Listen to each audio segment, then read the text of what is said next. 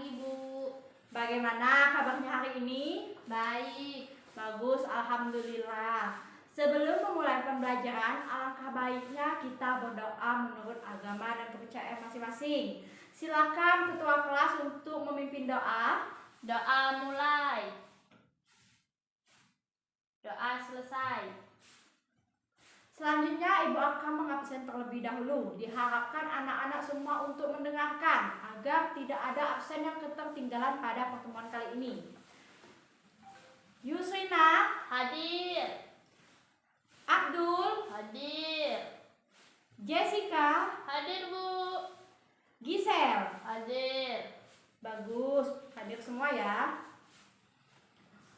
Oke, sebelum memasuki pembelajaran pada pagi hari ini, Ibu akan mengingatkan pembelajaran pada pertemuan minggu lalu. Ada yang masih ingat pembelajaran minggu lalu mengenai apa? Puisi rakyat. Ya, betul sekali. Ada yang bisa menjelaskan pengertian dari puisi rakyat? Saya, Bu. Silakan Jessica. Puisi rakyat adalah karya kesusastraan yang berasal dari rakyat yang strukturnya sudah ditentukan mulai dari deretan kalimatnya, ejaan lafalnya, suku kata, penekanan suara, hingga irama. Jadi, jika disimpulkan, puisi satu ini merupakan jenis karya sastra klasik dengan aturan tertentu yang disesuaikan dengan tempat asal mulanya. Bagus, betul sekali yang dikatakan oleh teman kalian yaitu Jessica ya. Jadi puisi rakyat adalah jenis puisi tradisional yang termasuk juga jenis puisi lama. Dalam hal ini, jenis puisi rakyat memiliki nilai-nilai dan berkembang di dalam kehidupan bermasyarakat. Yang tentunya puisi ini juga mengikuti aturan-aturan baik itu struktur dan ciri-ciri perpuisian. Pada pertemuan kali ini, kita akan mempelajari mengenai fabel. Lebih tepatnya, cerita fabel. Siapa yang tahu mengenai cerita fabel? Angkat tangan. Baik, tahu semua ya cerita fabel. Biasanya anak-anak semua membaca dan melihat cerita fabel dari mana saja? Buku cerita dan menonton di YouTube. Ya, betul sekali. Cerita fabel dapat kita baca melalui buku cerita, dan di zaman yang modern ini, cerita fabel dapat kita akses dengan bantuan internet yang kita dapat baca melalui Google dan juga dapat kita tonton melalui siaran YouTube. Akhir-akhir ini Ibu sering sekali melihat cerita fabel dan legenda, dongeng, dan lain-lainnya itu di acara siaran TVRI Nasional. Di TVRI Nasional tersebut sering sekali Ibu lihat pagi di hari Sabtu atau Minggu ada penceritaan baik itu fabel, dongeng, dan legenda. Anak-anak semua bisa mengisi waktu luangnya dengan mendengar cerita fabel, dongeng, dan legenda di TVRI Nasional ya. Tentunya video-video yang ditayangkan tersebut di acara tersebut akan ada nilai-nilai pendidikannya. Kompetensi dasar pembelajaran cerita fabel ini: 1. Mengidentifikasi informasi cerita fabel daerah setempat yang didengar dan dibaca. Yang kedua, menceritakan kembali cerita fabel daerah setempat. Dengan begitu, indikator pencapaian kompetensi yaitu: 1. Mengidentifikasi cerita fabel. Yang kedua, menyimpulkan ciri-ciri cerita fabel. Yang ketiga, menentukan unsur intrinsik cerita fabel. Yang keempat, menentukan jenis cerita fabel, menentukan tokoh dan watak tokoh, menjelaskan isi rangkaian peristiwa cerita fabel, dan menceritakan kembali cerita fabel. Dengan begitu, anak-anak semua dalam mempelajari cerita fabel ini dapat memahami dan mengerti tentang yaitu: 1.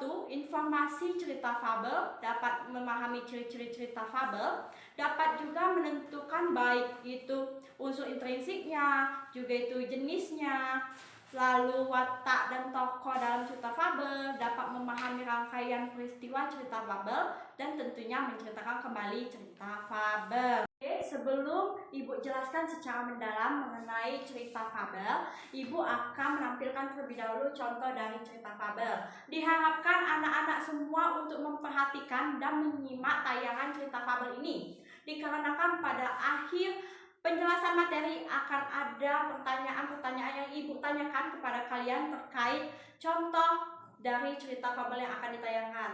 Sudah siap anak-anak? Sudah, Bu. Baik, kalau begitu kita mulai ya. 1, 2, 3. Kisah semut dan belalang. Pada suatu hari di musim panas, di sebuah ladang di hutan yang rimbun, seekor belalang sedang melompat-lompat riang, berkicau dan bernyanyi sepuas hati. Pada saat itu, seekor semut lewat, membawa dengan susah payah butir jagung yang dia bawa ke sarangnya. Hei semut, kamu sedang apa? Ayo kemari dan bermain denganku. Lihat, hari ini sangat cerah. Ayo, kita nikmati hidup kita. Hahaha, kata si belalang. Aku sedang menyimpan makanan untuk musim dingin, dan aku menyarankanmu untuk melakukan yang sama, hai belalang. Jawab si semut. Kenapa repot-repot menyiapkan makanan untuk musim dingin? Musim dingin masih lama kan? Lihat, banyak sekali makanan saat ini. Ini tidak akan habis, semut. Tapi semut tidak memperdulikan ajakan si belalang. Dia melanjutkan perjalanan dan melanjutkan kerja kerasnya. Sementara itu, belalang kembali bernyanyi dan memainkan violinnya. Ketika musim dingin tiba, belalang mendapati dirinya lemah karena kelaparan. Sementara itu, semut-semut terlihat berbahagia dan bersenang-senang. Mereka membagikan setiap hari jagung dan biji-bijian dari lumbung makanan yang mereka kumpulkan di musim panas. Selesai. Baiklah, anak-anak, itu tadi merupakan contoh dari cerita fabel yang berjudul Semut dan Belalang. Agar lebih jelasnya lagi, anak-anak semua dapat membuka buku cetak bahasa Indonesia kelas 7 kalian pada halaman 140. Di sana ada materi mengenai cerita fabel. Bisa dibaca anak-anak semua ya. Agar lebih jelasnya lagi, Ibu akan menjelaskan materi-materi sesuai dengan buku cetak kalian ya. Baiklah, yang pertama yaitu mengenai pengertian cerita fabel. Fabel adalah jenis cerita yang dimana dalam cerita tersebut menggunakan tokoh yaitu berupa hewan. Binatang-binatang tersebut memiliki tingkah laku, perilaku, permasalahan, dan dapat berpikir layaknya manusia. Cerita fabel juga disebut sebagai cerita bermoral karena di dalamnya banyak sekali mengandung nilai-nilai pendidikan, baik itu budi pekerti, karakter, dan tentunya pendidikan moral ya.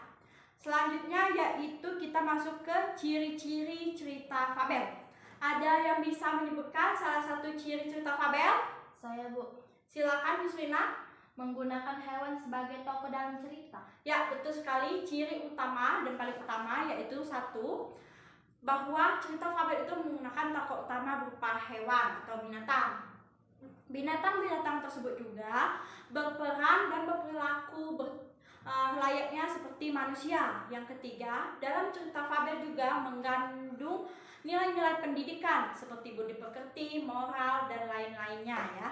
Selanjutnya yaitu menggunakan setting alam.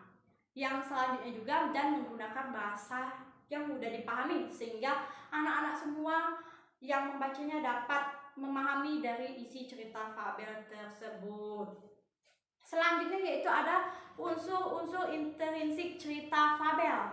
Yang pertama yaitu adanya tema, yaitu gagasan utama atau pokok cerita dari cerita fabel. Yang kedua yaitu adanya tokoh, yaitu perilaku atau orang atau binatang yang memerankan dalam cerita fabel tersebut. Yang ketiga yaitu adanya alur. Alur ini merupakan jalan cerita dari cerita fabel. Selanjutnya itu ada latar. Latar berisi baik itu latar tempat, waktu, dan suasana. Adanya sudut pandang, yaitu bagaimana cara penulis menggambarkan kisah-kisah dalam cerita fabel. Yang terakhir yaitu adanya amanat, adanya pesan moral yang disampaikan oleh penulis kepada pembaca.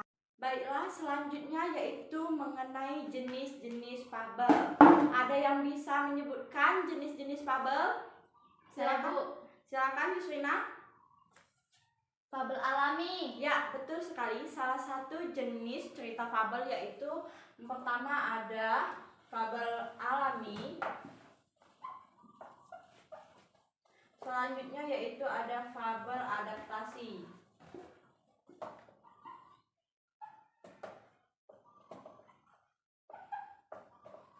fabel alami yaitu di mana sosok tokoh, watak tokoh binatang tersebut masih sesuai dengan kehidupan nyata dan menggunakan setting alam sebagai latarnya. Seperti contoh yaitu kura-kura berjalan yang lambat tinggal di sebuah sungai. Yang kedua yaitu singa yang buas dan ganas tinggal di sebuah hutan. Selanjutnya yaitu fabel adaptasi, di mana fabel adaptasi adalah watak tokoh binatangnya telah mengalami perubahan, tidak lagi sesuai dengan kehidupan nyatanya, dan menggunakan latar tempat-tempat lain sebagai settingnya ya. Sebagai contoh yaitu kura-kura berulang tahun yang dirayakan di sebuah restoran. Itu kita masuk ke cara menentukan tokoh dan penokohan. Untuk tokoh sendiri di dalam cerita fabel itu biasanya terdapat 3 ya. Yang pertama yaitu adanya protagonis yang paling sifat itu disukai oleh pembaca, karena sifat yang dimiliki itu berbau positif, baik itu baik hati, suka menolong, penyabar dan lain-lain. Yang kedua yaitu adanya antagonis, di mana sifat antagonis ini selalu berbau negatif ya, dan selalu berbuat kejahatan. Contohnya suka marah-marah, kejam, bengis, dan lain-lain. Yang terakhir yaitu adanya tritagonis, di mana sosok tokoh tritagonis ini memiliki watak yang netral, tidak ada memihak antara antagonis dan protagonis ya. Dia hanya berdiri sendiri dan sifatnya penengah dari kedua belah pihak tersebut. Selanjutnya yaitu urutan rangkaian peristiwa fabel. Yang pertama yaitu terdiri dari orientasi. Ya, yang pertama itu orientasi. Orientasi ini terdiri dari proses pengenalan, baik itu pengenalan background, pengenalan tokoh, pengenalan latar, tempat, dan lain-lain. Yang kedua yaitu adanya komplikasi ya. Komplikasi. Komplikasi ini mulai adanya muncul suatu permasalahan di sebuah cerita fabel tersebut. Selanjutnya yaitu adanya klimaks.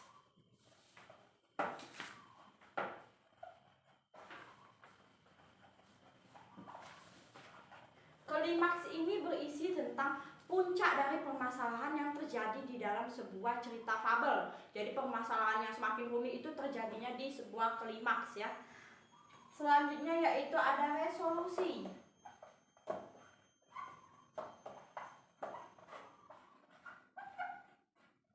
Resolusi ini berisi tentang pemecahan masalah, mulai ditemukannya ada titik terang dari permasalahan yang terjadi. Yang terakhir yaitu adanya koda ya.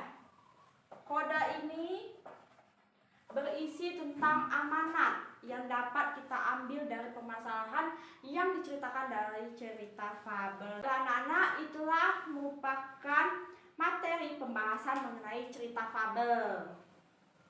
Dari yang telah Ibu jelaskan tadi, adakah yang ingin ditanyakan?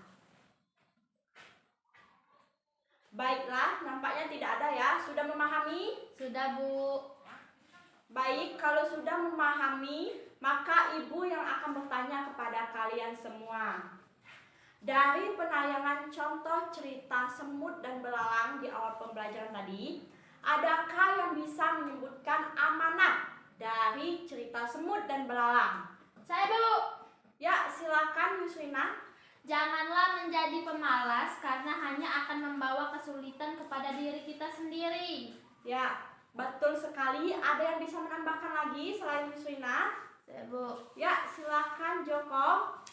Mengajarkan agar kita selalu bekerja keras untuk mendapatkan kesuksesan di masa yang akan datang. Menabung untuk sesuatu yang kita inginkan di masa yang akan datang adalah sesuatu hal yang baik. Ya, betul sekali yang dikatakan oleh teman-teman kalian semua ini ya. Jadi banyak sekali amanat yang dapat diambil dari cerita semut dan belalang. Maka dari itu Ibu akan menambahkan sedikit lagi amanat dari cerita semut dan belalang ya.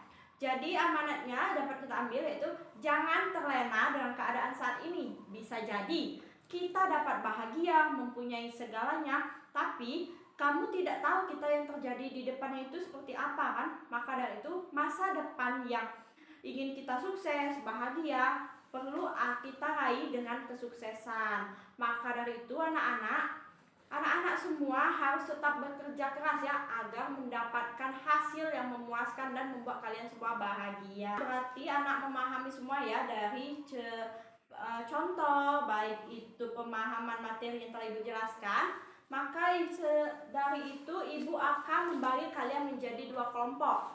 Di mana di buku cetak kalian halaman 142 sudah ada contoh cerita fabel yang berjudul Jerapah Si Leher Panjang, di mana baik itu kelompok 1 dan kelompok 2 akan mendiskusikan dan menentukan baik itu informasinya yang ada di cerita fabel, lalu juga unsur intrinsiknya, jenisnya, lalu juga urutan rangkaian peristiwa cerita fabel. Lalu kalian semua baik itu kelompok 1 dan kelompok 2 akan memaparkannya ya kembali atas yang telah kalian diskusikan tersebut. Ibu kasih waktu 15 menit dari sekarang. Silakan berdiskusi. Ya, waktu berdiskusi telah habis. Silakan kelompok 1 untuk memaparkan tema apa yang ada di dalam cerita fabel yang berjudul Jerapah Si Leher Panjang. Silakan kelompok 1. Tema pertemanan dekatan di atas segalanya.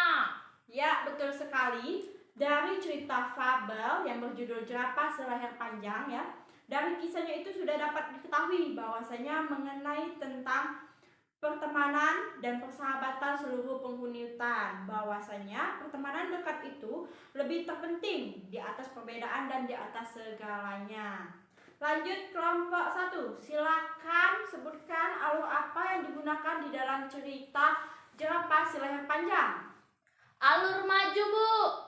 Ya, betul sekali ya. Yang digunakan yakni alur maju karena urutan rangkaian peristiwa dalam fabel yang berjudul Jerapah Si Leher Panjang berdasarkan urutan waktu yang berurutan dan menuju ke arah depan ya, sehingga dimasukkan dalam jenis alur maju. Selanjutnya silakan sebutkan amanat apa yang Anda dapatkan dari cerita fabel yang berjudul Jerapah Si Leher Panjang. Amanat kisah fabel Jerapah Si Leher Panjang ialah harus selalu baik terhadap mitra apalagi sahabat dekat. Jangan jahat kepada orang lain sebab suatu ketika kita akan membutuhkan pertolongan orang lain. Ya, betul sekali ya yang dikatakan oleh kelompok 1. Berarti kelompok 1 telah memahami ya unsur-unsur intrinsik dari cerita fabel Jerapah Si Leher Panjang. Selanjutnya Ibu minta kelompok 2 untuk memaparkan mengenai urutan rangkaian peristiwa dari cerita fabel yang berjudul Jerapah Si Leher Panjang. Silakan kelompok 2. A. Pengenalan tokoh. Pertama, cerita dalam fabel Jerapah Si Leher Panjang dibuka dengan penyebutan tokoh-tokoh yang terdapat dalam cerita. Disebutkan ada seluruh hewan yang hidup bersama-sama dalam hutan. Tokoh yang dikenalkan lebih lanjut adalah monyet, kuda putih, dan jerapah. B. Pemunculan masalah. Masalah mulai muncul ketika hutan tempat tinggal para harimau sudah mulai rusak akibat pembukaan lahan untuk kepentingan industri. Para harimau harus berpindah hutan untuk bertahan hidup. Tempat pindah yang paling memungkinkan untuk ditempati adalah hutan yang ditempati jerapah dan kawan-kawannya. C. Puncak masalah. Puncak masalah dalam fabel Jerapah Si Leher Panjang adalah ketika dia sebagai raja hutan yang baru dan bertindak semena-mena dan menjadikan seluruh penghuni hutan sebagai pekerja dan budak. Hutan yang dikurung dan disiksa karena menentang perintah harimau. E. Penyelesaian masalah. Masalah mulai meredah ketika jerapah mampu menolong putra raja harimau yang terjebak di dalam lubang. Pasukan Raja Harimau tidak mampu menolong putra mahkota. F. Akhir cerita. Akhir ceritanya, jerapah yang mampu menolong anak Raja Harimau meminta kepada Raja raja untuk membebaskan teman-temannya. Jerapah kasihan kepada teman-temannya yang tersiksa dan terkurung. Raja harimau juga sadar. Dia kemudian menjadi raja yang baik dan bersahabatan dengan seluruh penghuni hutan. Ya, betul sekali yang diungkapkan oleh kelompok 2 bahwasanya di cerita fabel yang berjudul Jerapah si Leher Panjang dapat ditemukan baik itu orientasi, komplikasi, klimaks, resolusi, dan kodanya ya. Berarti anak-anak semua memahami mengenai materi cerita fabel. Maka dari itu kita beri apresiasi dulu dong untuk kelompok 1 dan kelompok 2 yang telah berhasil memaparkan mengenai cerita fabel yang berjudul Jerapah si Leher Panjang. Mengingat waktu pembelajaran telah menunjukkan pukul 10, maka dari itu Ibu akan memberikan kalian tugas. Tugas yang dikerjakan di rumah untuk mencari sebuah cerita fabel, baik itu dari majalah ataupun dari buku cerita, lalu juga melalui internet. Lalu anak-anak semua identifikasi baik itu informasi yang ada di cerita fabel tersebut berupa unsur intrinsiknya, jenisnya, lalu juga temukan watak dan penokohannya, lalu tuliskan pula urutan rangkaian peristiwa dalam cerita fabel tersebut, dan tuliskan lagi kesimpulan dari cerita fabel yang anak pilih ya. Oke, kalau begitu mari sama-sama kita ucapkan hamdalah. Alhamdulillahirabbil alamin. Ibu akhiri, wassalamualaikum warahmatullahi wabarakatuh. Sampai jumpa di pertemuan selanjutnya. Terima kasih.